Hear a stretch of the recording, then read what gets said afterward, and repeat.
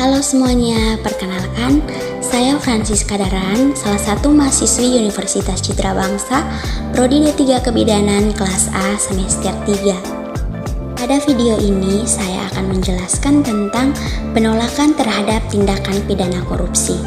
Selamat menyimak. Sebelum masuk ke penjelasan lebih lanjut, perlu kita ketahui apa itu pengertian dari korupsi sendiri. Jadi korupsi adalah tindakan pejabat publik, baik politisi maupun pegawai negeri, serta pihak lain yang terlibat dalam tindakan itu, yang secara tidak wajar dan tidak legal menyalahgunakan kepercayaan publik yang dikuatkuasakan kepada mereka untuk mendapatkan keuntungan sepihak. Setelah mengetahui pengertian dari korupsi, sekarang kita lanjut ke pembahasan berikut.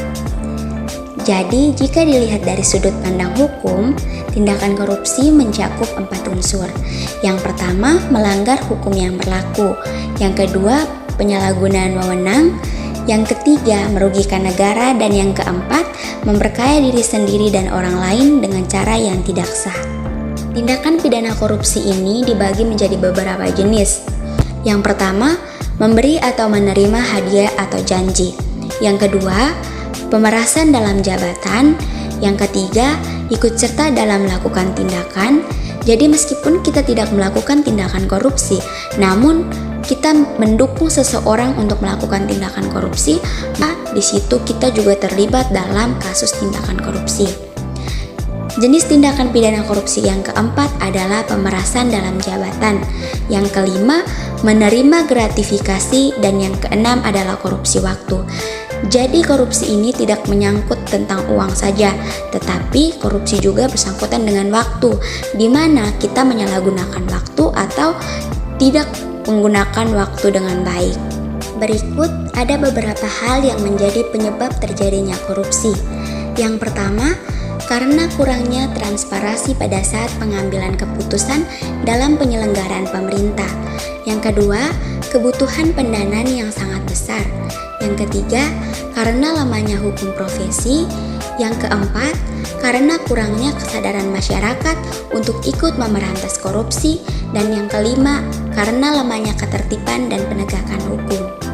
Dengan melakukan tindakan korupsi, maka dapat mengakibatkan kerugian bagi negara. Yang pertama, di bidang ekonomi. Korupsi dapat mengakibatkan larinya modal luar negeri dan gangguan terhadap perusahaan-perusahaan. Yang kedua, di bidang politik. Tindakan korupsi ini dapat mengakibatkan pengambilan kekuasaan, hilangnya bantuan luar negeri, hilangnya wibawa pemerintah, serta ketidakstabilan politik. Yang ketiga, di bidang sosial budaya.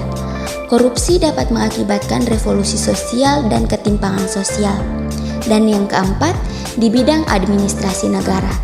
Korupsi dapat mengakibatkan tidak efisiensi tata administrasi, hilangnya sumber negara, keterbatasan kebijakan pemerintah, serta adanya pengambilan tindakan represif. Untuk melakukan pemberantasan korupsi, ada beberapa upaya yang harus dilakukan secara preventif. Membangun dan menyebarkan etos pejabat dan pegawai, baik di instansi pemerintah maupun swasta. Yang kedua, mengusahakan perbaikan penghasilan bagi pejabat negara sesuai dengan kemajuan ekonomi. Yang ketiga, menumbuhkan kebanggaan dan atribut kehormatan diri setiap pejabat. Dan yang keempat, mengamankan efektivitas keteladanan pimpinan dan atasan dalam memasyarakatkan pandangan, penilaian, dan kebijakan publik. Selain pemberantasan korupsi dengan upaya secara preventif, kita juga harus melakukan penolakan terhadap tindakan korupsi. Penolakan ini dapat kita lakukan dengan cara menanamkan nilai-nilai anti korupsi di dalam diri kita.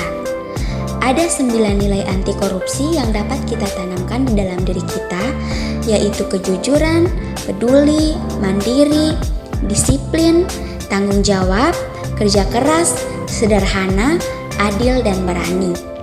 Baik, sampai sini penjelasan singkat saya mengenai penolakan terhadap tindakan pidana korupsi. Semoga penjelasan saya dapat disimak dengan baik.